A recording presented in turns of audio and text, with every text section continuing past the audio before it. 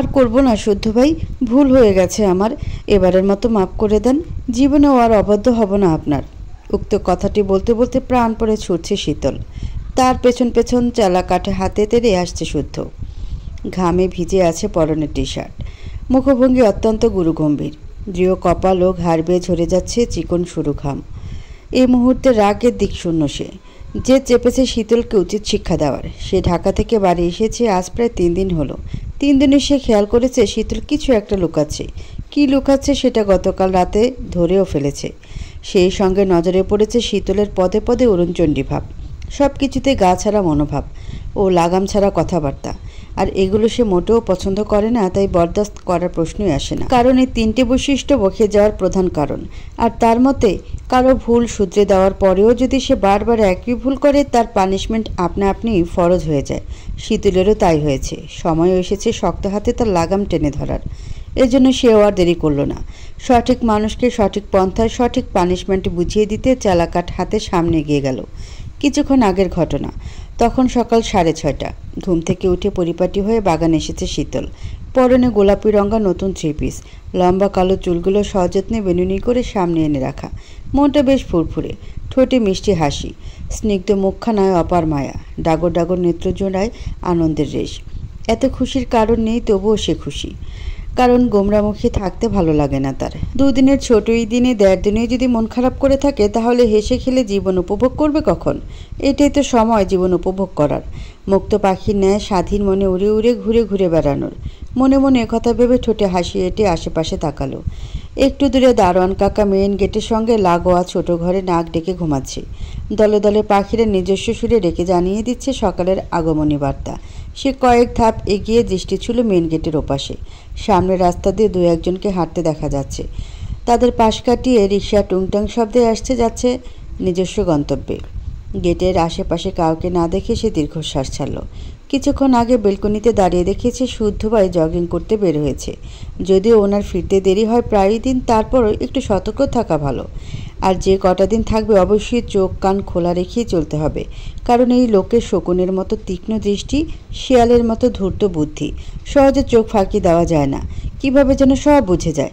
একবার যদি তার উদ্দেশ্যের ব্যাপারেও বুঝতে পারে, তাহলে খবর করে ছাড়বে। এসব ভাবনা ছেদ ঘুটিয়ে আর না দাঁড়িয়ে নিজের কাজে লেগে পড়ল। ফোনটা সঠিক স্থানে রেখে আলতা পরা খালি পায়ে ঘাসের উপর হেঁটে একটি ভিডিও ধারণ করলো। চমৎকার হয়েছে ভিডিওটা। গাছের ফাঁক ফোকর দিয়ে সূর্যের নরম আলো ঘাসে পড়ে নজর কাটছে বেশি। তাও একটু এডিট করে একটা হিন্দি গান লাগিয়ে নিলেই হবে। সকালের দিকে রান্নাঘরে তারা থাকায় বাড়ির গৃহিণীরাও বাগানের দিকে আসে না। আর ছোটরা 7টার পর ঘুম থেকে ওঠে। এই সুযোগে সে বাগানের ফুলের সঙ্গে গাছের সঙ্গে হেলান দিয়ে ঘাসের উপর বসে এক এক পোজে এক এক রকমের ভিডিও নিল। ভিডিওগুলো তার মনমতো হওয়ায় হাসি লেপ্টে রয়েছে অধর জোরে। ভিডিওগুলো দেখতে দেখতে ভাবলো লাস্ট আর একটা ভিডিও নিয়ে চলে যাবে। ঘড়ির কাঁটা তখন টিকটিক করে এগিয়ে যাচ্ছে 8-এর ঘরে। যমরাজের ফেরারও সময় হয়ে গেছে, তাই সে দ্রুত চুলের বেনুনি খুলে খোলা চুলে পোজ নিয়ে দাঁড়িয়ে সামনে তাকাতেই বরফের ন্যায় জমে গেল। তার থেকে কয়েক হাত দূরে ভ্রু কুঁচকে দাঁড়িয়ে আছে শুদ্ধ ভাই। ওহ যা, ধরা পড়ে গেল। এখন কি বলবে সে উপায় না পেয়ে গাল ভর্তি হেসে বলল, হে হে, ভালো আছেন শুদ্ধ ভাই? জগিং সেরে ফিরলেন? তুই এখানে কি করছিস? এমনি এমনি হাঁটাহাঁটি করছিলাম আর কি। হাঁটতে গেলে পায়ে আলতা পরতে হয়। গরম লাগছিল? যা গরম। আলতা আলতা তো রাতেই পরেছিলাম। শুদ্ধ আর একটা কথাও ব্যয় করল না, শুধু এদিক ওদিক তাকে কিছু একটা খুঁজতে লাগলো। পেয়েও গেল কাঙ্ক্ষিত জিনিসটি। সে একটু গিয়ে অনুষ্ঠানের জন্য আনা চালাকোটের স্তূপ থেকে ত্বরিত গতিতে চালাকাঠ হাতে তুলে নিল। শীতল ভয়ার্ত চোখে তাকালো। হাত দুটো থরথর করে কেঁপে উঠল। মস্তিষ্কেও সংকেত পাঠালো, এর মতিগতি সুবিধার নয়, পালা শীতল পালা। অবস্থা বেগতিক বুঝে সে ফোনটা ফেলে প্রাণপণে দৌড়াতে শুরু করলো। আর মুখে বলতে লাগলো, আমি কিছু করিনি শুদ্ধ ভাই, ছেড়ে দেন, মরে যাব ওটা দিয়ে মারলে। সকাল সকাল মিথ্যা বলার রাগে কোনো উত্তর করল না শুদ্ধ। তবে ওর মুখ দেখে মনে হলো ধরতে পারলে খবর আছে। এদিকে প্রত্যেক দিনের মতো ঘড়ির কাঁটা 8-এর ঘরে পৌঁছানো মাত্র ব্রেকফাস্ট করতে বসেছে বাড়ির কর্তা ও তাদের সন্তানরা। সামনের চেয়ারে বসেছেন সারাফাত, শাওয়ান ও শাহাদাত চৌধুরী। এরপরে সায়ন, শখ, সৃজন, সাম্য ও স্বর্ণ। আরও 3টে চেয়ার ফাঁকা, সেখানে বসবে শুদ্ধ, শীতল আর শতরূপা। একটু পরে শতরূপা চৌধুরীও এসে বসলেন। পেশায় তিনি আইনজীবী। উপশহরে থাকে নিজস্ব ফ্ল্যাটে। একমাত্র ছেলে রুবাব কবির, পেশায় মেরিনার। বছরের একবার ছুটিতে আসে। বর্তমানে মাঝ সমুদ্রে থাকায় যোগাযোগ হয়নি কয়েকদিন যাবৎ। এখানে উনি মাঝে মাঝে আসেন ভাই ভাবি ভাইপো ভাইজিদের সঙ্গে সময় কাটাতে। সবাই এসেছে, শুদ্ধ আর শীতল শুধু অনুপস্থিত। ওদেরকে ডাকতে স্বর্ণ কেবল উঠে দাঁড়াতে এ বাইরে থেকে থরবর করে ছুটে আসতে দেখা গেল শীতলকে। শীতলের পেছনে শুদ্ধকে দেখে সকলেই হতবাক, বিশেষ করে তার হাতের মেহগনি গাছের মোটা চালাকার দেখে। বিস্ময়ে ক্ষয় হারিয়ে ফেলেছেন সকলে। এইটুকু মেয়েকে চালাকার দিয়ে মারতে পেরেছে? মারলে মেয়েটা বাঁচবে? কি এমন বড় অপরাধ করেছে চালাকার দিয়ে মারতে হবে? তবে শুদ্ধ রেগে আছে দেখে সিতারা চৌধুরী আগে ছুটলেন ছেলেকে বাদ সাধতে। চালাকার দেখে বুঝতে বাকি নেই শীতল আবার কোনো কাণ্ড ঘটিয়েছে। নয়তো ছেলেটা হঠাৎ রাখলো কেন? এখন যদি রাগের বশে দুঘা বসিয়ে দেয় তখন কি হবে? ওই হাড় গিলে শরীরে শক্ত মার হজম করতে পারবে? এদিকে ছুটতে ছুটতে হাঁপিয়ে গেছে শীতল। মুখ থুবড়ে পড়ে যাওয়ার উপক্রম। বড় মাকে আসতে দেখে ভরসা পেল। পায়ের গতি একটু শিথিল করা মাত্রই পায়ের পেশি বরাবর বাড়ি বসিয়ে দিল শুদ্ধ। বাড়িটা জোরে দিয়েছে বলার অপেক্ষা রাখে না। তীব্র যন্ত্রণায় সে পা ধরে ওমা গো বলে চিৎকার করে সেখানে বসে পড়েছে। শুধু আরেক ঘা বসানোর আগে সিতারা চৌধুরী দ্রুত বেগে চালাকার ধরে নিয়ে বললেন, ছেড়ে দে বাপ, কী করেছে মেয়েটা? এইটুকু বাচ্চা মেয়েকে চালাকার দিয়ে কেউ মারে? মরে যাবে তো মেয়েটা। যাক মরে যাক, এইরকম বেয়াদব থাকার চেয়ে না থাকাই ভালো। কিন্তু কি করেছে সে? বলবি তো নাকি? সকাল সকাল ঘুম থেকে উঠে ডাকাতের মতো রুদ্ররূপ ধরলি কেন? হ্যাঁ? এ কথা বলতে বলতে উনি ছেলেকে একটু দূরে সরাতে চাইলেন, কিন্তু শক্তপোক্ত দেহের পুরুষালী দেহটাকে একটা পাও নড়াতে পারলেন না। সে এখনও তীক্ষ্ণ দৃষ্টিতে তাকিয়ে আছে শীতলের দিকে। এদিকে কাঁদতে কাঁদতে পেছন থেকে বড় মাকে ঝাঁপড়ে ধরেছে শীতল। মাত্র একটা বাড়ি খেয়ে হাওমাও করে কাঁদছে। চোখ মুখ লাল করে ভয়ে সিটিয়ে আছে বড় মার পেছনে। ফাটা বেগুনের মতো চুপসে গেছে এক বুক সাহস। শুদ্ধ রাগে ফুঁসছে। আরেকটা বাড়ি দেওয়ার জন্য হাত নিষ্পিস করছে, কিন্তু সিতারা চৌধুরী হাত ধরে থাকায় পারছে না। তাকে কাঁদতে দেখে শুধু আরেকটা দেওয়ার জন্য মাকে সরাতে গেলে শীতল কাঁদতে কাঁদতে বলল, আর করবো না ভাইয়া, এবারের মতো মাফ করে দাও। আর করবি কি না পরের হিসাব। এখন করলি কেন? বারণ করেছিলাম না? বলেছিলাম চৌধুরী নিবাসের মেয়েরা এত সস্তা না। সস্তা মেন্টালিটি দেখাতে চাইলে বাসার বাইরে বেরিয়ে যেতে বল, বলেছিলাম? শুদ্ধর ধমকে কেঁপে উঠল শীতল। বড় মাকে ধরে পরপর মাথা নাড়ালো। অর্থাৎ শুদ্ধ বারণ করেছিল তাকে মাথা নাড়ানো দেখে শুদ্ধ মায়ের হাত ছাড়িয়ে সাইড থেকে আরেক ঘা বসালো শীতলের পিঠে। তখন সারাফাত চৌধুরী কয়েক ধাপ এগিয়ে গুরু গম্ভীর সুরে বললেন, বাড়ির মেয়ের গায়ে হাত তোলা এ কেমন বিহেভিয়ার শুদ্ধ? এর আগে বারণ করেছিলাম না তোমাকে? মেয়েরা বড় হচ্ছে যখন তখন তাদের গায়ে হাত তুলবে না। বাড়ির মেয়েটা যদি অবাধ্য হয় শুধু মার কেন, প্রয়োজনে গলায় ফাঁস দিয়ে সিলিংয়ে ঝুলিয়ে রাখবো। বড় ভাইয়ের কথা শুনে শখ আর স্বর্ণ গুটিয়ে গেল। ভয় একে অপরের মুখ চাওয়াচাওয়ি করলো, কারণ তারাও সদ্য প্রেমে মজেছে। এই কথা যদি শুদ্ধ জানে ওদের মেরে শুটকি করে রোদে শুকাতে দেবে। বেঁচে থাকলে অনেক প্রেম করা যাবে। ছেলের কথা শুনে সারাফাত চৌধুরী খুব বিরক্ত হলেন। তার ছেলের নজরে তাকিয়ে রইলেন। এই ছেলেকে কিছু বলা না বলা দুটোই সমান। মুখ তো নয় যেন ধারালো ব্লেড, যা বলবে কাট কাট উত্তর জন্য প্রস্তুতই থাকে। তবু তিনি দমে গেলেন না, ছেলেকে শাসিয়ে বললেন, সে যতই অন্যায় করুক সেসব দেখার জন্য আমরা আছি। তুমি কেন মারবে? কারো অপকর্ম যদি আমার সম্মানে সামান্য ছিটে ফোটাও দাগ লাগায় তাহলে আমি তাকে ছেড়ে দেব না, সে হোক বাবা মা কিংবা কাজিন। এ কথা বলে সে শীতলের দিকে তাকালো। ভয় পেয়ে শীতল সিটিয়ে গেল বড় মায়ের পেছনে। শুদ্ধ তখন অপর হাতে থাকা শীতলের মোবাইলটা সজোরে আছাড় মারল মেঝেতে। মোবাইলটা ভেঙে চুরে খান খান হয়ে ছিটিয়ে গেল চারদিকে। শখের মোবাইলের করুণ দশা দেখে শীতলের কান্নার গতি বাড়ল। কত কেঁদে কেটে ফোনটা কিনেছিল সে, অথচ বর্বর লোকটা ফোনের জান কবজ করে নিল। তখন সারাফাত চৌধুরী কিছু বলার আগে সাওয়ান চৌধুরী শুদ্ধকে জিজ্ঞাসা করলো, কি করেছে শীতল? মারছিস কেন? বলবি তো নাকি? শুদ্ধ নিজের মুখে কিছু বলল না। বাধ্য হয়ে শীতলই ফোপাতে ফোপাতে বলল, টিক টিক টিক করেছি। তাকে অর্ধেক কথা লুকাতে দেখে শুদ্ধ ভ্রু বাঁকিয়ে তাকাতেই পুনরায় বলল, 4 দিন হলো একটা প্রেমও করছি। এই কথা শুনে উপস্থিত সকলের বিস্মিত নজর গিয়ে পড়ল শীতলের দিকে। বলে কি মেয়ে, মাথা ঠিক আছে এর? তখন শুদ্ধ স্বর্ণ আর শখের দিকে তাকিয়ে কড়া কণ্ঠে শুধালো, তোরা জানতি না? দু বোন এবার ভয়ে গুটিয়ে গেল। ভয়ের তার ছাপটা তাদের চেহারায় ফুটে উঠল। এ কথা তারা জানতো। শীতলের পেট পাতলা যেটাই করুক তাদের বলে দেয়। তাদের মুখ দেখে শুদ্ধ যা বোঝার বুঝে গেল। এরা তিনজনই এক ঘাটের মাঝি। এদের খবরও তার জানা আছে। একজন প্রেম করে টিউশন টিচারের সঙ্গে, আরেকজন ইউনিভার্সিটির একই ডিপার্টমেন্টের ছেলের সঙ্গে। এ দুটিকেও একটা শিক্ষা না দিলে হবে না ভেবে ওদের দিকে তেড়ে গেলে শাওন চৌধুরী থামালেন। তিনজনকে খুব বকলেন।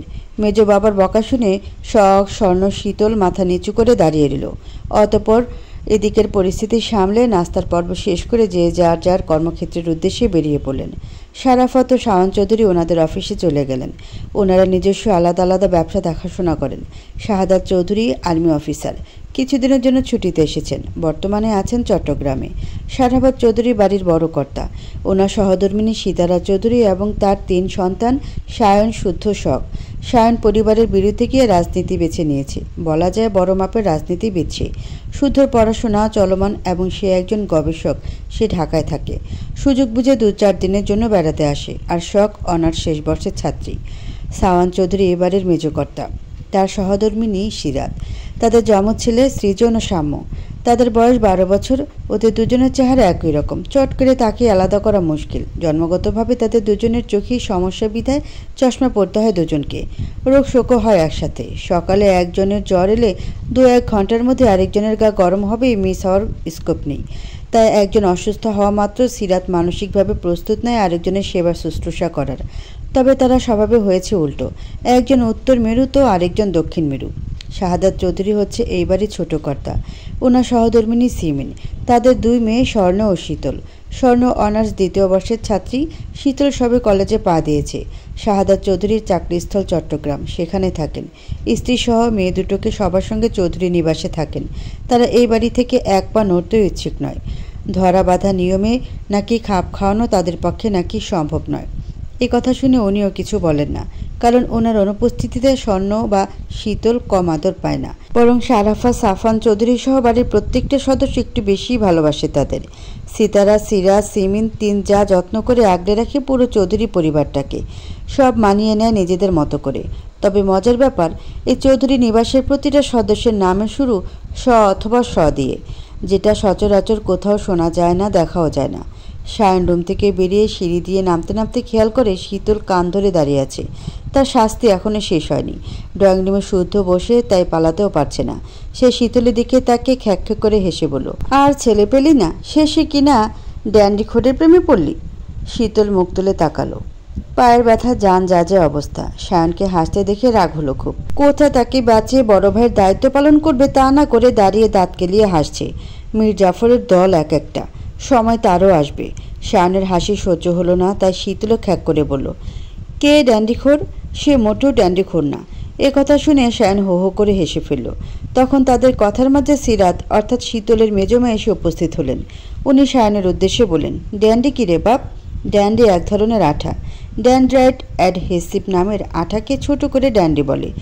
ইলেকট্রনিক যন্ত্রপাতি, ডিভাইস, চামড়া এবং প্লাস্টিকের পণ্য জোড়া লাগানোর কাজে ব্যবহৃত হয় ড্যান্ডি। এটা এখন নেশা হিসেবে বেছে নিয়েছে অনেকে। শায়নের কথায় সিরাতের চোখ কপালে উঠে গেল। উনি আতকে উঠে বললেন, হ্যাঁ রে শীতল, শেষে কিনা আঠাখোরকে পছন্দ হলো তোর? ব্রেকআপ করে ফেলমা। আঠাখোর জামাই চাই না আমাদের। আঠা দিয়ে জামাই আপ্যায়ন করে কিভাবে তাও তো জানি না। মেজমায়ের কথা শুনে শায়নের হাসি বেড়ে গেল। সে হাসতে হাসতে বলল, কেন মেজমা? আঠা দিয়ে সব আইটেম বানাবে। আঠার পোলাও, আঠার কোরমা, আঠার রোস্ট, আঠার কালা ভুনা। আমাদের শীতলের ইউনিক জামাই বলে কথা, তাকে ইউনিক আপ্যায়ন না করলে চলে? এই কথা বলে শায়ন আবারও হাসতে লাগলো। খাবারের আইটেমের নাম শুনে সিরাত মুখ কুঁচকে নিলেন। আর শীতল বিরক্ত হয়ে তাকিয়ে রইল। বড় ভাইদের কাজই হলো ছোট বোনদের বফের ভুল ধরা। কি যে মজা পায় কে জানে। তবে বাড়ির সবাই জেনে গেছে দেখে সেও ভেবে নিল আজই ব্রেকআপ করে নেবে, নয়তো শুদ্ধ ভাই চালাকাট ভাঙবে তার পিঠের উপরে। ড্রয়িং রুমে বসে মা চাচিদের দিকে বিরক্তি চোখে তাকিয়ে আছে শীতল। বিরক্তির ভারে চোখ মুখ কুঁচকে আছে তার। পায়ের পেশিতে কালশিটে পড়ে যাচ্ছে, তাই অবস্থা। ব্যথায় পিঠ পা অবশ প্রায়। তার মধ্যে এতক্ষণ কান ধরে থেকে কেবলই ছাড়া পেয়েছে সে। ছাড়া পাওয়া মাত্রই সোফায় বসে পা ধরে কাঁদতে শুরু করেছে। তাকে কাঁদতে দেখে সিমিন চৌধুরী বকতে বকতে গেছেন রসুন তেল গরম করতে, কিন্তু সেই গেছে, এখনও ফেরার নাম নেই। থাকবে কিভাবে? রান্নাঘরে 3 যা মিলে রাজ্যের গল্প জুড়ে দিয়েছে। লাল শাক, পুঁই শাক দেখে পুরনো কিছু কথা মনে পড়েছে 3 জায়ের। ওনাদের প্রেগনেন্সির সময় কে কোন জিনিস খেতে পারতো না, কার কোনটা খেতে ইচ্ছে করতো, কোন খাবার দেখা মাত্রই গা গোলাতো, এসব কথাই উঠেছে। ওনাদের সঙ্গে সঙ্গ দিয়েছে কাজের বুয়া সাহেলা। ওই মহিলা আরেক গল্পবাজ, যা তার সঙ্গে গল্প জুড়ে দেয়। গল্প করতে করতে বাংলায় গালিও ছুড়ে অনায়াসে। ওনার এই বদ স্বভাবের কারণে সায়নের কাছে ধমক খেয়েছে বেশ কয়েকবার। ধমক খাওয়ার পর মুখ কাচুমাচু করে বলে, জীবনেও আর গালাইতাম না ভাইজান, যদি গালাই তাহলে কুত্তার লগে দোস্তি করুম, কুত্তা আমার দোস্ত। এরপর দুদিন ঠিক থাকে, তারপর যা কার তাই। শুদ্ধকে দেখে ভয় পায় বিধায় সে বাড়িতে এলে কম কথা বলে, দূরে দূরে থাকে। শুদ্ধ গেলে যেন হাত ছেড়ে বাঁচে। একবার তো বড় মাকে বলেই ফেলেছিল, মা জননী আপনি সুডুপুলা এরাম খসখসা মেজাজের কেন? হেই পেটে থাকতে কি খুকসা পাতার রস খাইছিলেন? সেদিন তার কথা শুনে বড় মা বিস্মিত নজরে তাকিয়েছিলেন। আসলে কি জবাব দিবেন বুঝে উঠতে পারছিলেন না বেচারি। এদিকে রান্নাঘরে গল্প আরও জমে উঠেছে। অট্ট হাসির শব্দ শোনা যাচ্ছে। শীতল ফোপাতে ফোপাতে খোঁড়াতে খোঁড়াতে ধীরে ধীরে সিঁড়ি বেয়ে নিজের রুমে গেল। বিছানা শুয়ে বালিশের পেটে মুখ গুজে কাঁদতে লাগলো। সকাল সকাল মুড খারাপ করে দিয়েছে এই পাজি শুদ্ধ। সব জায়গায় শুদ্ধ পুরুষগিরি না করলে চলে না তার। ইস, চালাকার দিয়ে কত জোরে মারল! এভাবে কেউ কাউকে মারে? পুলিশের চোরকে এভাবে পেটায় না বোধ হয়। আর কেউ কিছু বলল না, বারণও করলো না, শুধু পানিশমেন্টে দেওয়া দেখলো। এখানে প্রমাণ হয় বাড়ির কেউ ভালোবাসে না তাকে, কেউ না। যখন কেউ ভালোই বাসে না, এই মুহূর্তেই মরে গেলেই ভালো হতো, তখন সবাই বুঝতো। এত মারকাটের কি খুব দরকার ছিল? কি এমন বড় পাপ করেছে? শুধু টিকটকেই করেছে। অসংখ্য মানুষ টিকটক করে, প্রেম করে, তারা কি মানুষ না? মোদ্দা কথা, প্রেম আর টিকটক এক জিনিস হলো নাকি? মোটেও না। শয়তানে যখন নাড়ে মানুষ তখন প্রেমে পড়ে। প্রেম করতে ডগমগ করে উতলে প্রেমের খাদে, সেই খাদে একে একে হাবুডুবু খায়। তারপর যখন হুঁশ আসে তখন বুঝে প্রেম কি জিনিস। আর মনের খুশির জন্য করে টিকটক, নেচে গিয়ে বিনোদন দেয় নিজেকে এবং নিজের মর্জিকে। তাই তার ভাষ্যমতে প্রেমের জায়গায় প্রেম, টিকটকের জায়গায় টিকটক। মূলত এ কথা ভেবে প্রেম আর টিকটক করার সিদ্ধান্ত নিয়েছে, যাতে প্রেমে ছ্যাঁকা খাওয়া মাত্র টিকটক করে মনের দুঃখ কমাতে পারে। তাছাড়া কষ্টের গানগুলো নাকি ছ্যাঁকা না খেলে ঠিকঠাক মতো অভিনয় করা যায় না, করলেও খামতি থেকে যায়। এই তো তাদের পাশের বাড়ির ডিভোর্সি মেয়ে রুনি আপুও টিকটিক করে। তার লদলদে গত নিয়ে ঝাঁকানাকা গানে কোমর দুলিয়ে দুলিয়ে নাচে। কখনো বা প্রাক্তন স্বামীর কথা ভেবে ভিডিও অন করে খুব কাঁদে। এতে স্বামীকেও স্মরণ করা হয়, টিকটকও করা হয়। আবার তাদের ক্লাসের মেকআপ সুন্দরী মিলি টিকটক করে। পড়াশোনা পুরাই ডাব্বা, কলেজ ব্যাগে বই বাদে মেকআপ সামগ্রী নিয়ে ঘুরে। পথে ঘাটে সুযোগ পেলেই টিকটক করতে শুরু করে। এসব করে সমানতালে টাকা কামাচ্ছে। আইফোন কিনতে নাকি বিদেশ যাবে। দেশে আসা আইফোন প্রায় নকল হয়, তাই সরাসরি বিদেশ গিয়ে চোখে দেখে পরখ করে আইফোন কিনবে। কী সৌভাগ্য তার! নিজের টাকা শখের জিনিস কেনার মতো সুখ পৃথিবীতে আছে নাকি? না, নেই তো। এই সুখ অনিন্দ, নিষ্কলঙ্ক। বাস্তব সত্য হলো টাকা থাকলে সবাই উড়ে উড়ে ভালোবাসতে আসে, আদর করে। কিছু হলে বলার আগে কিলকিল করে যত্ন করতে আসে। আর যার টাকা নেই তার সম্মানের পরত একদম শূন্যের কোঠায়। গুরুতর কিছু হলেও গুরুত্ব মিলে না, যত্ন মিলে না। এ বাড়িতে জলজন্ত উদাহরণ হিসেবে তার কথাখানেই ধরা যাক। তার টাকা নেই, ছোটোখাটো ইনকামের সোর্সও নেই। এর জন্য কেউ দেখতেও পারে না, ভালোবাসে না। মাসে মাসে মোট টাকা কামানো ঘাওড়া শুদ্ধই সবার চোখের মণি, কয়লার খনি। ওর সামান্য জ্বর এলেও সবাই তাকে আদরে আদরে গদগদ করে মাথায় তুলে রাখে, অথচ তার বেলায় যেন লবডঙ্কা। অন্যকে কি বলবে? নিজের আপন মায়েরই কোনো পাত্তা নেই, গুরুত্ব নেই। থাক, লাগবে না, কারো পাত্তা লাগবে না। পায়ের ব্যথাতেই মরে ভূত হয়ে এখানে এভাবে পড়ে থাকুক, আর সবাই শুদ্ধ পুরুষকে নিয়ে ভালো থাকুক। এমন মন গড়া অভিযোগ করতে করতে শীতল এক পর্যায়ে ঘুমিয়ে গেল। তবে তার অজানা রয়ে গেল সেই ঘুমানোর পর তার মা বড় মা এসে পায়ের ব্যথা কমানোর স্প্রে করেছে, ঠিকঠাক শুয়ে গায়ে চাদর টেনে দিয়েছে। পাগল মেয়েটা কত শত অভিযোগ করলো, অথচ এটাও অজ্ঞাত রইল। তার মা পায়ের কালশিটে দেখে ছলছল চোখে তাকিয়ে আলতো করে হাত বুলিয়েছেন স্নেহ মাখা স্পর্শে। কপালে আদর এঁকে অশ্রু ভেজা চোখ মুছে দিয়েছেন মমতা মাখা আঁচলে। আর বড় মা ওর পায়ের অবস্থা দেখে শুদ্ধকে আরেক দফা ঝেড়েছে। সময় তখন দুপুর 1:48। এই সময় চৌধুরী নিবাসের কর্তারা বাসাতে থাকে না বললেই চলে। অফিস থেকে বাসায় ফিরে লাঞ্চ সারা সম্ভব হয়ে ওঠে না, ব্যস্ততা থাকে, কখনো মিটিং থাকে, হিসাব নিকাশের ব্যাপার থাকে। মোদ্দা কথা, সময়ের সঙ্গেও পেরে ওঠা মুশকিল হয়ে দাঁড়ায়। কিন্তু সারাফত ও সাফান চৌধুরীর ছোট ভাই শাহাদাত চৌধুরী ছুটিতে এলে 3 ভাই একসঙ্গে খেতে বসে। তখন যত ব্যস্ততায় থাকুক 3 বেলা একসঙ্গে এক টেবিলে খেতে ঠিকই সময় বের করে নেন। তখন ভাইয়ের থেকে কাজকে গুরুত্বপূর্ণ মনে হয় না, কারণ শাহাদাত চৌধুরী বাড়ি বাইরে থাকেন। দিনের পর দিন, মাসের পর মাস একা একা খান, পরিবারকে কাছে পান না, সময় দিতে পারেন না।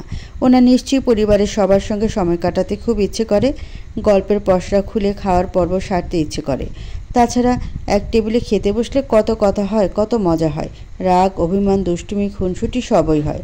আর এগুলো বন্ধনকে আরও দৃঢ় করে, সম্পর্ক মজবুত করে। ছোট ভাইয়ের দিকটা মায়ায় রেখে শারাফত চৌধুরী আদেশে যে কটা দিন উনি বাড়িতে থাকেন, সবাই খাওয়ার সময় ঠিক সময়ে পৌঁছে যায়। নিয়ম অনুযায়ী আজও সবাই একে একে খাওয়ার টেবিলে এসে হাজির, অথচ সবার মধ্যে শীতল অনুপস্থিত।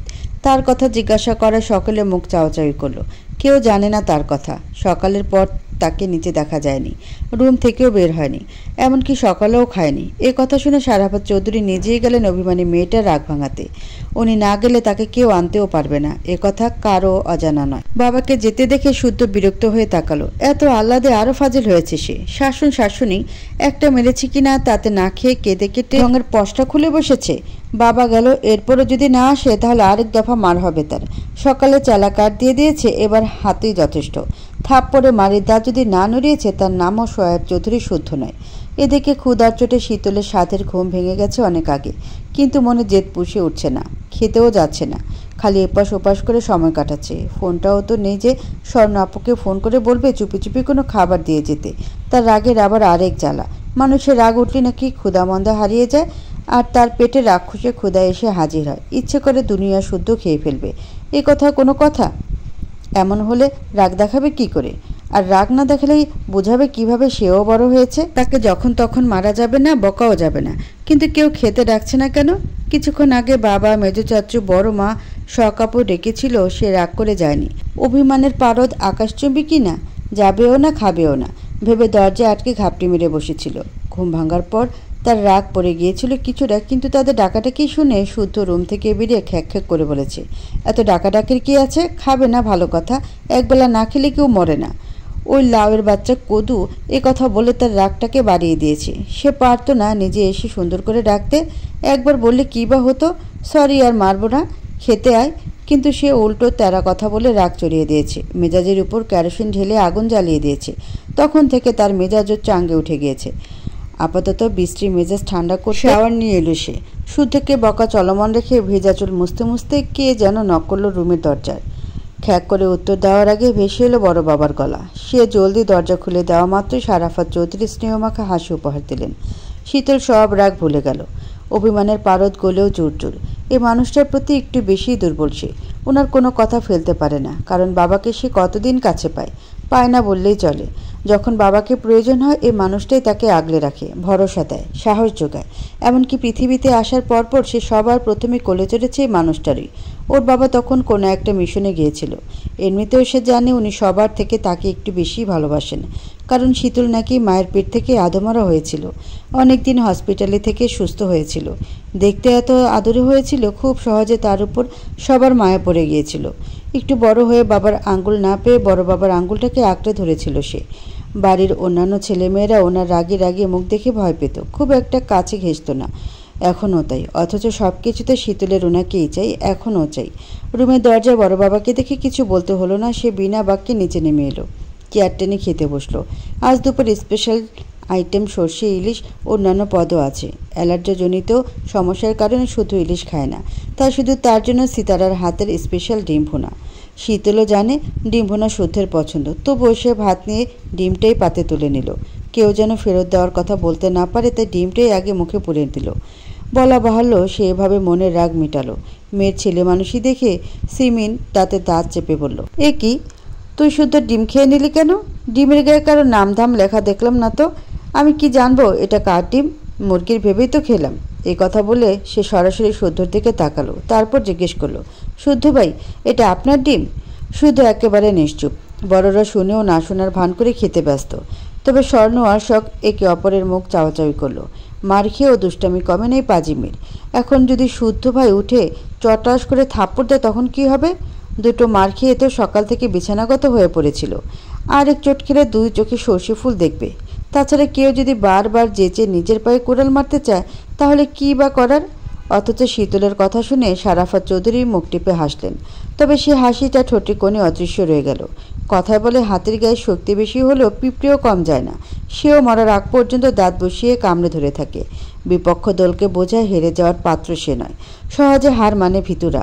শুদ্ধ নিজের মতো খেতে ব্যস্ত। অল্প অল্প ভাত মুখে দিয়ে সুন্দর করে খাচ্ছে সে। শীতলের কাণ্ডে দেখেও নির্বাক। এমনকি তার কথার জবাব দেওয়ারও প্রয়োজন মনে করল না সে। কারণ পাগলরা তো কত কি বলে, সব কথা কি আর ধরতে আছে? বোধ বুদ্ধি থাকলে বলতো না নিশ্চয়ই।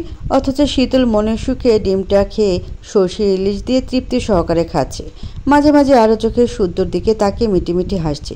মুখে ভাতের লোকমা তুলে মনে মনে চিৎকার করে বলছে, এই শুদ্ধ ভাইরে খাওয়ান এত স্বাদকে। বড় জায়ের ইশারায় সিমির মেয়েকে আর কিছু বলল না, বরং গজগজ করে তাড়াতাড়ি ডিম ভেজে শুদ্ধর প্লেটে তুলে দিল। এখন নিশুতি রাত। ধীরে ধীরে ঘড়ির কাঁটা এগোচ্ছে দিনের ঘরে। গাঢ় আধারে ডুবে আছে ধরাধাম। আকাশে উঠেছে মস্ত বড় পূর্ণিমার চাঁদ। বইছে মৃদু বাতাস। আশেপাশে কোথাও একদল কুকুর ডাকছে নিজস্ব সুরে। দু একটা জোনাকির দেখা মিলেছে অদূরের ঝোপে। তারা নিজস্ব আলো জ্বালিয়ে উড়ে উড়ে ঘুরে ঘুরে বেড়াচ্ছে স্বাধীন মনে। থেমে থেমে ঝিঝি পোকা ও তাল মেলাচ্ছে অদ্ভুত সুরে। ঠিক সেই মুহূর্তে বাসা থেকে বেরিয়ে এলো শখ আর স্বর্ণ। হাঁটছে ধীর গতিতে, ভয় এদিক ওদিক তাকাচ্ছে সতর্ক দৃষ্টিতে। তাদের থেকে মাত্র কয়েক হাত দূরে অন্ধকারে দাঁড়িয়ে আছে একটি পুরুষ অভয়। দারোয়ান কাকাকে দেখা যাচ্ছে না, বেঘরে ঘুমোচ্ছে বোধ হয়। আর একটু সামনে গিয়ে কাঙ্ক্ষিত ব্যক্তির দেখা পেয়ে দ্রুত এগিয়ে গেল তারা। আর্তনাদ করে ঝাঁপড়ে ধরল সে আগন্তুককে। আঘাতপ্রাপ্ত শরীরে হালকা স্পর্শ ও যান বেরিয়ে যাওয়ার জোগাড়। তবুও আগন্তুক ব্যথাতুর শব্দ না করে নিজেকে সামলে নিল। জোরপূর্বক হাসার চেষ্টা করলো। দুজনকে ঝাপটে ধরে কিছু বলার চেষ্টা করলো, কিন্তু অতিরিক্ত জ্বরে কাঠ হয়ে আসা কণ্ঠস্বরে কোনো শব্দই বের হলো না। কয়েকবার শুকনো ঢোক গিলেও চেষ্টা ব্যর্থ হলো। তাকে এই অবস্থায় হাসতে দেখে শখ কান্না ভেজা সুরে বলল, এ কী অবস্থা তোমার? কোথায় ছিলে তুমি? ফোন বন্ধ ছিল কেন? ছোট বোনের কথা শুনে বুঝে আসা চোখ দুটো পুনরায় খুলল সায়ন। আশেপাশে তাকালো, তারপর ধীরে ধীরে বলল, আমাকে ধর বোন, মাথা ঘুরছে, হাঁটতে পারছি না, মনে হচ্ছে এক্ষুনি পড়ে যাব। ভাইয়ের কথা শোনা মাত্রই স্বর্ণ আর শখ দ্রুত তাকে ধরল। তাদের চোখে পানি দেখে সায়ন কাঁদতে বারণ করলো। ফিসফিস করে জানালো সে ঠিক আছে এবং বাড়ির কেউ জানার আগে তাকে এক্ষুনি রুমে নিয়ে যেতে। ভাইয়ের অবস্থা দেখে কেউ কথা বাড়ালো না। ধীরে ধীরে দোতলায় নিয়ে যেতে সামনে পা বাড়ালো। চৌধুরী নিবাসের দোতলার রুমগুলো বাড়ির ছোট সদস্যদের দখলে। বড়রা থাকে নিচতলায়। দোতলার সায়নের পাশে শুদ্ধ রুম, শুদ্ধর পাশটা শখের রুম। শখ স্বর্ণ এক রুমে থাকে। ওরা দুজন ঘুমায়ও একসাথে, কিন্তু শীতলকে নেয় না, কারণ শীতলের ঘুমানোর ভঙ্গিমা ভালো না। সে ঘুমের ঘরে পাশের জনের বুকের উপর পা তুলে দেয়। ঘুমের ঘরে বকবক করে, হাসে। পাশের ঘুমন্ত মানুষটা যদি হঠাৎ খিলখিল করে হেসে ওঠে তাহলে কেমন লাগে? তাছাড়া শখ আর স্বর্ণ দুজনেই রাত জেগে ফোনে কথা বলে। তারা এখন বড় হয়েছে, ব্যক্তিগত মানুষও রয়েছে। এসব শীতল জানলে সবাইকে জানিয়ে দেবে। এই মেয়ের পেট পাতলা, তার পেটে কথা থাকে না। অজ্ঞতা শীতল একা একটা রুমে থাকে। তার রুমের দরজা সবসময় হাট করে খোলা থাকে। বলা বাহুল্য, ইচ্ছে করে দরজা খোলা রাখে যাতে ভয় পেলে দৌড়ে বের হতে পারে। শখ স্বর্ণ বের হওয়ার আগেও দেখে এসেছে শীতল হাত পা ছড়িয়ে বেঘরে ঘুমাচ্ছে। কথা বলার সময় শীতলের গলার সুর আসতে হয় না। তার ফিসফিস করে কথাও পাশের জন শুনে ফেলে, তাই তাকে ডাকার ভুল করেনি তারা। তাছাড়া সায়ন তাদের কল করে বলেছে যেন কেউ বুঝতে না পারে এমনভাবে বাসায় বাইরে আসতে, কারণ তার এই অবস্থা দেখে তুলকালাম ঘটে যাবে। যা হবে সকালে দেখা যাবে। এই মুহূর্তে তার বিশ্রামের দরকার। শরীর ছেড়ে দিচ্ছে, অসহ্য ব্যথায় দু চোখ বুজে আসছে। তাছাড়া এবারে যে প্রথম তা নয়। এভাবে প্রায় দিনই মধ্যরাতে বাসায় ফিরে সে। আর তাকে চুপি চুপি বাসায় ঢুকতে সাহায্য করে তারই ছোট বোনেরা। তারা চারজনে বাড়ি থেকে সিঁড়ির কাছে আসতেই হঠাৎ ড্রয়িং রুমের লাইট জ্বলে উঠল। অন্ধকার কেটে আলোর মাঝে দেখা গেল শাহাদাত চৌধুরী দাঁড়িয়ে আছেন, দৃষ্টি তাদের দিকে নিবদ্ধ। ছোট চাচুকে দেখে চারজন ধরা পড়ে মাথা নিচু করে নিল। তবে মনে মনে খানিকটা স্বস্তি পেল শারাফাত চৌধুরী কাছে ধরা না পড়ায়। ওনার কাছে ধরা পড়লে খবর ছিল তাদের। শাহাদাত চৌধুরী আঘাতপ্রাপ্ত সায়নের আপাদমস্তক তাকিয়ে দীর্ঘশ্বাস ছাড়লেন। ছেলেটার মাথায় হাত পায়ে ব্যান্ডেজ করা। এই ছেলেকে কতবার বুঝিয়েছেন এসব রাজনীতিতে না জড়াতে, কিন্তু এ ছেলে কথা শুনলে তো। শুধু একবার নয়, বারবার বাড়ির সব সদস্যরা তাকে বুঝিয়েছে এসব না করতে, কিন্তু সে শোনেনি, বরং যে দেখিয়ে দলনেতা হয়েছে। তার চালাপালারা তাকে ভাই ভাই করে ডেকে মুখে ফেনা তুলে ফেলে, মিছিল মিটিং করে, মারামারিতেও দেখা যায়। যতদিন যাচ্ছে রাজনীতির সঙ্গে আরও জড়িয়ে যাচ্ছে সে, এবং আজ জানা গেছে আবু সিদ্দিক নামের একজন রাজনীতিবিদের ডান হাত সে। নির্বাচনের জন্য যত দৌড়ঝাঁপ করতে হয় করছে আবু সিদ্দিকের হয়ে। এই কথা শোনা মতো সারাফেদ চৌধুরী ভীষণ খেপেছে তার উপর, কারণ চৌধুরী নিবাসের কেউ সরাসরি রাজনীতিতে জড়ায়নি কখনো। সায়নী এই দুঃসাহস দেখিয়েছে। এসবের চক্করে কবে যে মার খেয়ে মরে রাস্তায় পড়ে থাকে কে জানে। ভালো স্টুডেন্ট সে, রেজাল্টও ফার্স্ট ক্লাস, অথচ আবেগের বশে ভুল ডিসিশন নিয়ে ক্যারিয়ার নষ্ট করতে রাজনীতিতে নাম লিখিয়েছে। তাকে কোনোভাবে বোঝানো যাচ্ছে না রাজনীতি এত সোজা নয়। রাজনীতিতে টিকতে গেলে নোংরা সাফ করার সঙ্গে নিজের গায়ে নোংরা লাগাতে হয়। লয়াল পার্সন হয়ে আর যাই হোক কখনো রাজনীতি করা যায় না, করলে যান মান সহ ক্ষমতা স্থায়িত্ব থাকে না। এসব ভাবতে ভাবতে উনি এগিয়ে এলেন। ড্রয়িং রুমের দেয়ালে সেটে রাখা বড় দেয়াল ঘড়ি থেকে তাকিয়ে সময়টা দেখে নিলেন। একবার তাকালেন বড় ভাইয়ের রুমের দিকে। ওই মানুষটা কিছুক্ষণ আগে রুমে গিয়েছে। ছেলের টেনশনে অস্থির হলে কাউকে বুঝতে দিতে রাজি নন তিনি। সায়ন পরশুদিন দুপুরে সবার সঙ্গে খেয়ে বের হয়েছিল। এরপর খোঁজ পাওয়া যাচ্ছিল না তার। ফোনও বন্ধ ছিল, তার ফ্রেন্ডরাও খোঁজ দিতে পারছিল না। দলের চালাপালাদের জিজ্ঞাসা করেও লাভ হয়নি। মধ্যখানে একদিন পর এত রাতে বাড়ি ফিরেছে সে। ছেলেটা বাড়ি ফিরেনি দেখে বড়দের কারো খাওয়া নেই, চোখে ঘুম নেই, অথচ এই ছেলের মধ্যে এক ফোঁটা অনুশোচনা নেই, খারাপ লাগার রেশ নেই। মনে মনে এসব ভেবে উনি শখ ও স্বর্ণকে সরতে বলে নিজে সায়নকে ধরে উপরে নিয়ে যেতে যেতে বললেন, নিজের জানের মায়া না করো বাবা, মায়ের কথা অন্তত মাথায় রাখতে পারো, তাদের বয়স হচ্ছে। আর কত? সায়ন বরাবরের মতোই নিরুত্তর। রোজ এক কথা শুনতে শুনতে কানের পোকা বের হয়ে গা সওয়া হয়ে গেছে। এখন কেউ কিছু বললে তার গায়ে লাগে না, খারাপও লাগে না, বরং বেহায়া মনে আনন্দ হয়। কারণ ভীষণ শখের পেশায় নিজের নাম তৈরি করতে পেরেছে, ক্ষমতা অর্জন করেছে। তার নাম শাহরিয়ার চৌধুরী সায়ন। রাজনীতির মাঠে তাকে শাহরিয়ার ভাই নামে পরিচিত সে। এটা তার কাছে গর্বের, অহংকারের। শাহাদাত চৌধুরী তাকে ধরে রুমে পৌঁছে দিয়ে সাবধানে বিছানায় শুয়ে দিলেন। কিভাবে এই অবস্থা হলো সরাসরি জিজ্ঞাসাও করলেন। সায়ন জানালো বিপক্ষ দলের ছেলেপুলেরা একা পেয়ে দুঘা বসিয়েছে, একা থামাতে পারেনি কাউকে, ফলস্বরূপ আধমারা হতে হয়েছে। রাজনীতি মানেই তো একদিন মারো তো আরেকদিন মার্চ খাও, এ আর নতুন কি? মাঝখানে একদিন হসপিটালে ছিল, বাসা জানলে দুশ্চিন্তা করবে তাই কাউকে জানায়নি সে। ফোনটা হারিয়ে গেছে বিধায় কাউকে জানাতেও পারেনি। দুশ্চিন্তার কারণ নেই, সে একদম ঠিক আছে। একের পর এক সায়নের দুর্বল যুক্তি শুনে শাহাদাত চৌধুরী শুধু শুনলেন।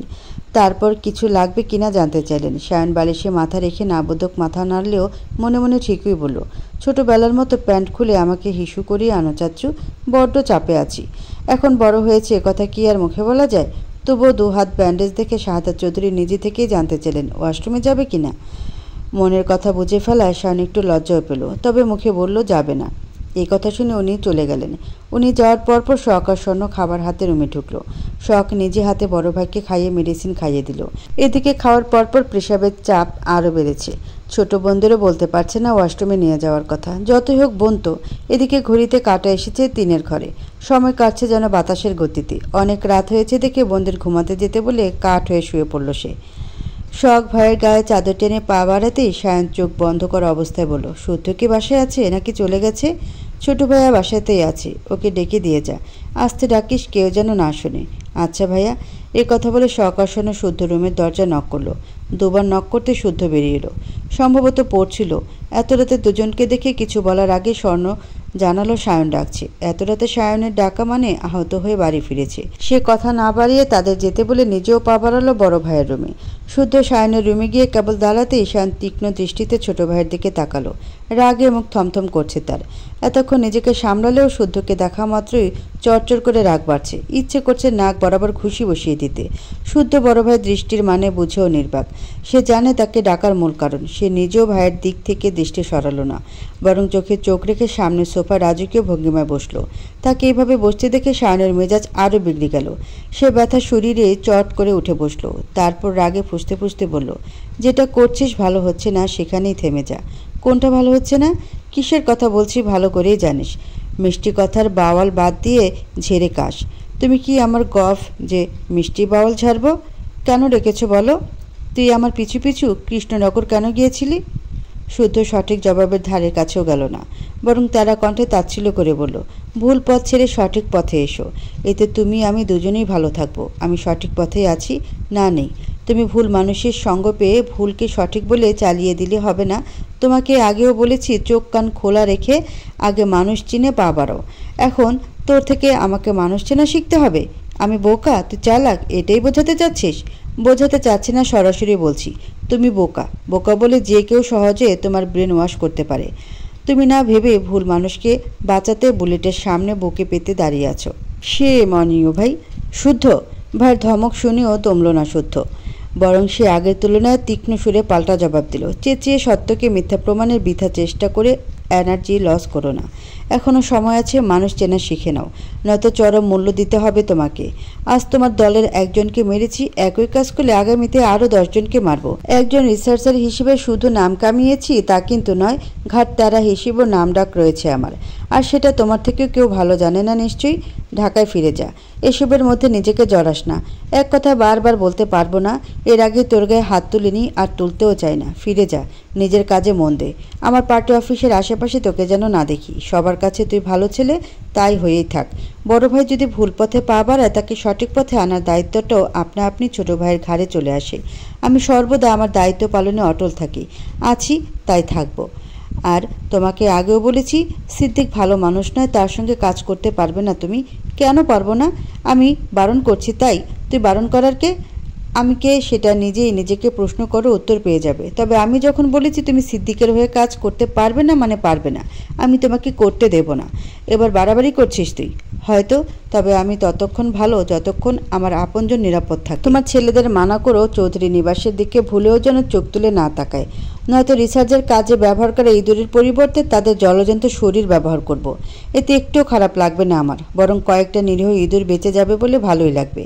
এই কথা বলে শুদ্ধ উঠে চলে গেল। সায়ন দাঁতে দাঁত চেপে তাকিয়ে রইল তার যাওয়ার দিকে। রাজনীতি করে সে আর তাকে কিনা দাপট দেখাইয়েছিলে? এত বড় সাহস! ছোট হয়ে বড় ভাইকে ছেড়ে দেয়। শুনবে না কারো কথাতেই, রাজনীতি থেকে সরবে না সেও এবার দেখবে শুদ্ধ ঠিক কী করে, কত দূর অবধি যেতে পারে। এদিকে রুম থেকে বের হয়েও আবার ফিরে এলো শুদ্ধ। সায়নের দিকে হাত বাড়িয়ে বলল, চলো। কোথায়? ছোট হয়ে বহুবার বড় ভাইকে ছোট কাজ সারতে সাহায্য করেছি, আজও দায়িত্ব পালন করি, হাত ধরো। এই কথা শুনে সায়ন দাঁত কটমট করে তাকিয়ে রইল। জেদ দেখিয়ে মুখ ফিরিয়ে নিল ভাইয়ের থেকে। তাকে মুখ ফিরাতে দেখে শুদ্ধ এক ভ্রু উঁচু করে তেড়া সরিয়ে বলল, মুখ ফিরিয়েও লাভ হবে না। এখন আমার সঙ্গে তোমাকে ওয়াশরুমে যেতে হবে, আর আমার কথা দিয়ে তোমাকে সিদ্দিকের সঙ্গে ছাড়তে হবে। এই কথা নটর হবে না। চাইলে চেষ্টা করে দেখতে পারো, তবে ফলাফল যা আসবে আমার কথা মতোই। প্রয়োজনে লিখে রাখো, আমি শুদ্ধ যে এক কথার মানুষ সেটা মনে করিয়ে দিতে হবে না নিশ্চয়ই। এই কথা বলে শুদ্ধ ভাইয়ের হাত শক্ত করে চেপে ধরে উঠে দাঁড় করালো। এদিকে তলপেটের চাপ, অন্যদিকের ভাইদের জেদের কাছে হার মেনে সায়নকে উঠতেই হলো। শারাফাত চৌধুরীর 3 সন্তান সায়ন, শুদ্ধ, শখ। তারা বরাবরই মেধাবী স্টুডেন্ট। তাদের সঙ্গে পড়াশোনা নিয়ে ঘ্যান ঘ্যান করতে হয়নি কাউকেই, বরং তারা ফার্স্ট ক্লাসে উত্তীর্ণ হয়েছে প্রতিটা পরীক্ষায়। ক্লাস 10 অবধি শুদ্ধ সায়ন সময় বের করে ছোট বোন শখকে পড়িয়েছে। তার জটিল সমস্যাগুলো যত্ন করে বুঝিয়েছে। বোঝাতে গিয়ে কখনো মেরেছে, কখনো বকেছে। শখ মার বকা খেয়ে তাদের কাছেই পড়া শিখেছে। শখ সায়নের কাছে পড়তো ইংলিশ, শুদ্ধর কাছে ম্যাথামেটিক্স। তাদের পড়াশোনার ধরনে আলাদা করে টিউশনের ব্যবস্থা করে দিতে হয়নি কখনো। বোনের জন্য প্রয়োজনীয় সাজেশন, নোটস তারা নিজেরা কালেক্ট করে এনে দিত। কার থেকে আনতো এ প্রশ্ন করার সাহস হয়নি শখের। সে শুধু মন দিয়ে পড়তো। তাকে পড়াশোনার মূল শর্ত ছিল ভালো রেজাল্ট। কীভাবে করবে কি সে জানে। শুদ্ধ সায়ন দুজনে মাসে 2টো করে পরীক্ষা নিত। কোশ্চেন করতো জটিল করে, এতটা জটিল যে মাঝে মাঝে কোশ্চেন দেখে শখের ঘাম ছুটে যেত। ভুলেও যেত এটা কোনো বোর্ড পরীক্ষা নাকি অন্য কিছু।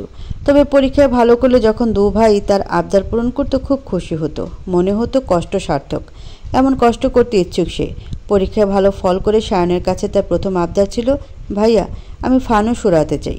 এত ফানুস উড়াতে চাই যেন আকাশটা পুরো ফানুস ফানুস দেখায়। সপ্তাহ খানিক পর তার আবদার পূরণ করেছিল সায়ন। সে অনেকগুলো ফানুস এনে সবাইকে সঙ্গে নিয়ে হৈ হৈ করে ফানুস উড়িয়েছিল। কী যে চমৎকার ছিল সেই মুহূর্তটুকু। রাতের বেলা ছাদে গিয়ে আকাশের দিকে তাকালে সেদিনের কথা মনে পড়ে যায় তার। সায়ন এই বাড়িতে বড় ছেলে হলেও বাড়িতে সবার সঙ্গে হাসি মুখে কথা বলে, মজা করে, বোনদের পেছনে লাগে, হাত ভর্তি জিনিস এনে দেয়, ছোটোখাটো আবদার পূরণ করে। তবে তার থেকে শুধু একটু ব্যতিক্রম। সহজে হাসতে দেখা যায় না তাকে। হাসলেও মুচকি হাসি অবধি সীমাবদ্ধ। এই স্বভাব পেয়েছে তার বাবা শারাফাত চৌধুরী থেকে। শারাফাত চৌধুরীর যুবকালের কার্বন কপি যেন শুদ্ধ। কথায় কাজে একই রকম তারা স্বভাবের। যা পছন্দ নয় কখনো করবে না, তাকে দিয়ে সে কাজ কেউ করাতে পারবে না। আবার যা পছন্দ তার থেকে কেড়ে নিতে পারবে না। যেটা তার শুধুই তারই, যেটা করবে বলে ঠিক করবে সেই করবেই। তাকে আটকানো মুশকিল প্রায়। স্বাভাবিক কথা বলার সময় তার দৃষ্টি দেখে আচমকা বুকটা ধক করে ওঠে। মনে হয় এই বুঝি মনের গোপন কথা পড়ে ফেলল। সায়নের সঙ্গে সব ভাই বোনের সম্পর্ক খুনসুটিপূর্ণ হলেও শুদ্ধর সঙ্গে বনিবনা পড়ে না কারো। সারাফাত আর শুদ্ধ বাড়ির দুই পুরুষ একটু আলাদাই বলা চলে। নিজের আপন ভাই হলেও শখ তাকেও একটু ভয় পায়। পরীক্ষায় ভালো ফল করে সে ভয় ভয়ে শুদ্ধর কাছে আবদার করেছিল, ভাইয়া তোমার কাছে আমি কিছু চাই। খাতাতে ম্যাথ করতে করতে শুদ্ধ চোখ তুলে বোনের দিকে তাকালে শখ থতমত খায়, কথা ভুলে যায়। কথার খই হারিয়ে সে ভুলে যায় কি বলতে চেয়েছিল। বোন ভয় পাচ্ছে দেখে শুদ্ধ নরম সুরে জিজ্ঞাসা করেছিল, কি চাস বল। রিসার্চার সোহেব চৌধুরী শুদ্ধর বোন হিসেবে সবার কাছে এক্সট্রা সম্মান পেতে চাই। তোমাকে সফল রিসার্চার হিসেবে দেখতে চাই আমি।